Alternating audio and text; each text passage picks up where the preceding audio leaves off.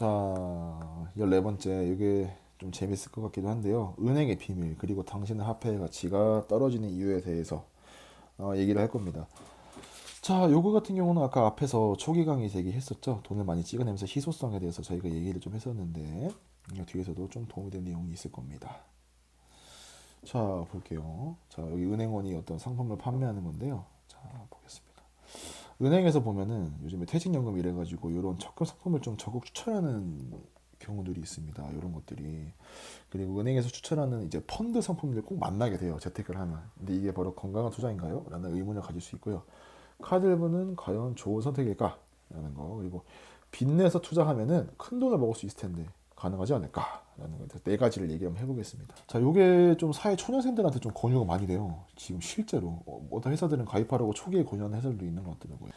자, 여기서 은행의 비밀들이 조금씩 나오기 시작합니다. 자, 그 세액공제가 들어가는 제품들입니다. 이런 것들은. 자, 세액공제가 뭘까요? 세금을 좀 공제해 주는 거죠. 세금을 좀 깎아준다. 너가 적금을 들면 내가 세금을 좀 깎아줄게. 자, 세액공제가 들어가는 상품이 분명히 장점이 존재합니다. 근데 이게 리스크가 있어요. 무슨 리스크냐? 이게 대부분 만기가 제가 알기로는 꽤 길어요. 저 한 뭐 상품마다 좀 다른 것 같은데 거의 한 퇴직할 때 돼야 아마 될 건데, 이런 상품들은 만기일 전까지 깨면 원금의 손해를 봅니다, 실제로. 그리고 또 적금 상품이 좀 터져 나오는 그런 이유들을 보면 은행에서 좀 돈을 묶어둘 필요가 있을 때 그런 상품들이 많이 터져 나와요. 근데 이 말이 뭐냐? 은행 같은 경우가 요 단어 대출, 그죠? 은행에서 대출을 받는데요. 자, 은행은 이제 고객으로부터 예금을 받아서 이 자금을 대출에 사용을 해요. 누군가에게 대출을 해주는 거죠. 그러면 고객의 적금이 은행의 자본이 되어가지고 대출로 전환이 되잖아요. 그럼 은행은 또 적금 상품을 판매 후에 또 안정적인 자금 확보가 또 됩니다. 그러면 은행은요, 이제 세액공제로 들어온 돈들을 지급을 이제 하겠죠. 그런 공제액을 지급을 한다고 해도 대출로 벌어들이는 이자 장사가 어마어마하게 큰 이익이 들어옵니다. 그러면 결론적으로는 뭐냐? 은행이 사업을 하기 위해. 그러면 은행이 되게 좋은 거 아닌가요? 맞아요. 은행한테 너무 좋은 상품이에요. 예를 들어서 아, 제가 만약에 연금 상품을 가입을 했습니다. 가입해가지고 1년에 뭐 900만 원 정도 저축을 한다고 치자고요. 이 상품에. 난 퇴직할 때 나중에 돈을 돌려받아야지 이런 생각으로 900만 원을 했어요. 자, 그럼 세액공제를 이제 받아서 뭐 예를 들어 뭐 16.5%라고 받는다고 치십시다. 최고로 900을 넣었을 때.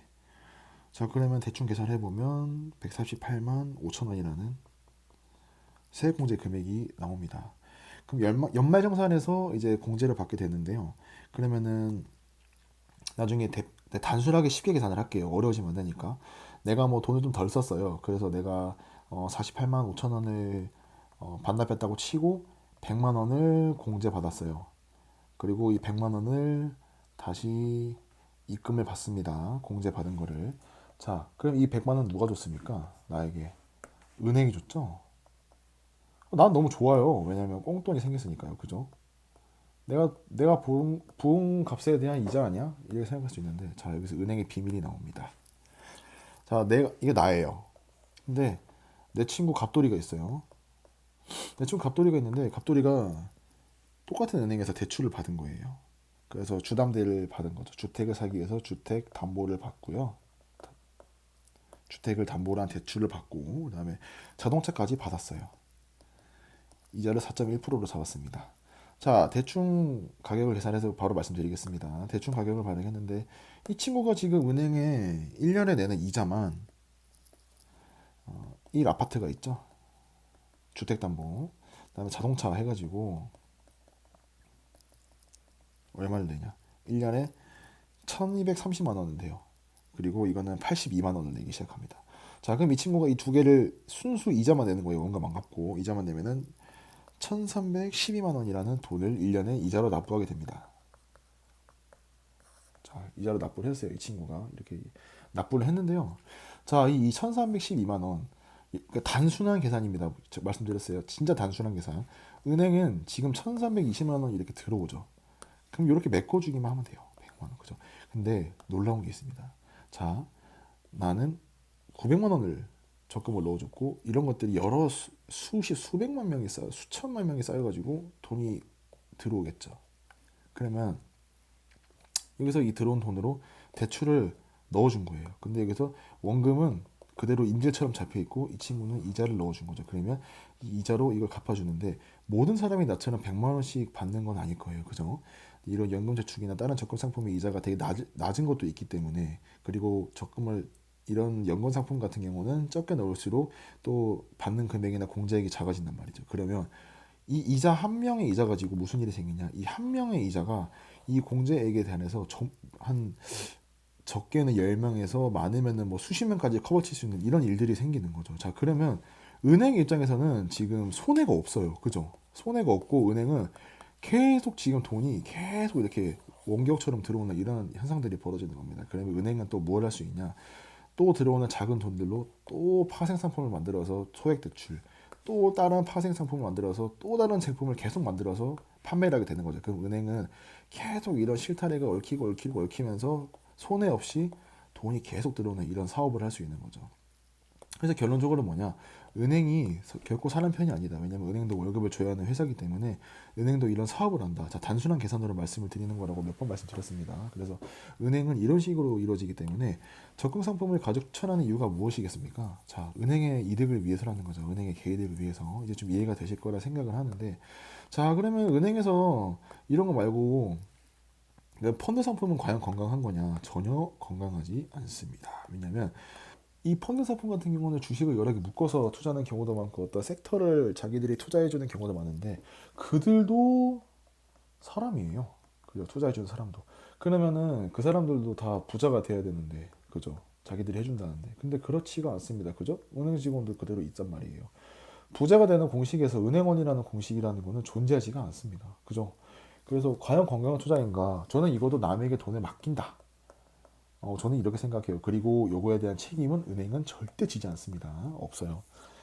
그래서 이렇게 알고 계시면 됩니다.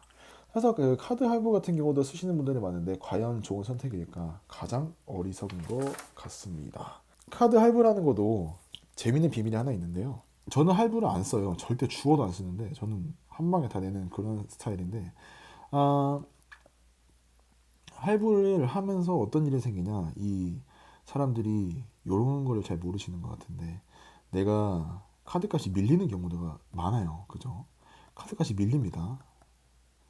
그러면은 대부분 요즘 많이 뭘 합니까? 리볼빙 이런 거 많이 하잖아요. 이자. 은행이 뭘 하냐면요. 이렇게 나오죠. 이 돈, 이자. 은행은 지금 손해 보는 게 없어요. 그죠? 나중에 내가 뭔가 갚지 못하면 묶어버리고 담보 잡으면 되니까 어떤 물건에 대해서 그렇게 다 진행이 되는데요. 자, 은행은 이렇게 리보금 이자 나온 돈으로 또 이런 거를 진행합니다. 그럼 또 다른 상품을 판매하거나 아니면 자기들이 자본이 필요하면 자본으로 세이브 해버려요. 그러면 어떤 일이 생기냐? 은행은 손해가 없이 나는 계속 은행이 좋은 일만 하게 되는 겁니다. 그래서 할부 같은 경우는 결코 좋은 선택이 아니고 은행에게 사업 여지를 줄 수 있는 그런 것이다. 그래서 좋은 선택이 죽어도 아니다. 아니다. 자, 그럼 네 번째로 빚을 내서 투자하면은 큰 돈을 벌 수 있을 것인가? 요거 정말 화두인데요. 이 B2가 개인에게도 위험하지만 사회 전체적으로도 위험하다고 설명을 드릴 수 있습니다. 자, 내가 만약에 1억을 빌렸어요. 투자를 잘했어요. 3억 벌었습니다. 어이구, 죄송합니다. 3억을 벌었어요. 그리고 판매 후 상환. 이러면 문제가 없죠. 근데 모두가 이러지 못하지 않습니까? 모두가 이렇게 됐으면 다 부자 됐겠죠. 그죠? 근데 이런 일이 생기지 않는 이유가 뭐냐? 사람이 시장을 이겨 먹을 수가 없어요. 투자 시장을 이길 수가 없습니다. 그럼 나도 요거를까지 내가 원금과 이자를 다 커버칠 수 있는 돈이 필요한데 나도 이자를 내잖아요. 그죠? 그리고 신용 이자는 또 비쌉니다. 그럼 이자를 내게 되면은 내가 나중에 계산을 해보면 내가 뭐 긴 시간 2, 3년을 기다려서 이만큼을 벌었다 하더라도 이만큼의 돈을 가져가는 게 아니에요. 이자와 원금을 또 갚아야 되기 때문에, 그리고 만약에 여기서 불상사가 생겨가지고 여기 상폐되거나 날아가거나 아니면 어떤 이상한 일이 생겼다. 그렇게 되면 나는 이 빚을 고스란히 안고 가게 되는 거죠. 그래서 이거는 좋은 건강한 게 아니라 도박이고, 이게 어떤 현상을 만들어내느냐. 이 B2가 많이 쌓이잖아요. 갚지 못한다. 그러면은 어떤 일이 생기냐. 은행에서 이런 사람들이 엄청나게 많아진다. 돈을 묶는 것도 모자라서 이게 어떤 일이 생기냐면 터지게 됩니다. 갚지 못하니까 경제가 박살나기 시작해요. 그래서 이런 B2 같은 경우는 나에게도 안 좋고 나의 인생도 터질 수 있지만 우리 모두가 터질 수 있는 가장 위험한 것이다. 그래서 이거를 꼭 알고 계셔야 된다.